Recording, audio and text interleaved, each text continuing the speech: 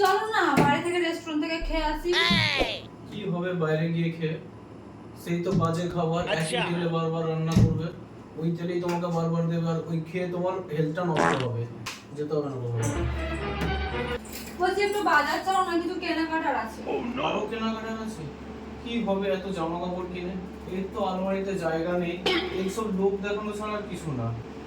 তুমি কি জানো আসল সৌন্দর্য মানুষের কাপড়ে নয়, মানুষের মনে।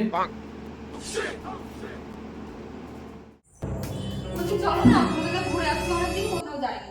কি হবে ওই দু চারটে ছবির জন্য ঘুরতে গিয়ে? বাড়ি থেকে শান্তি আর কোথাও আছে তোমার জীবনে?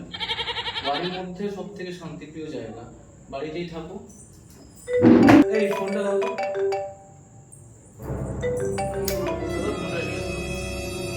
হ্যালো ভাই, না আমি বলছি। কি পার্টি? আবার ও? না ও বাইরে ঘুরতে পছন্দ করে, না ও বাইরের খাবার খেতে পছন্দ করে। ও তো সন্ন্যাস গ্রহণ করেছে, তোমরা এনজয় করো।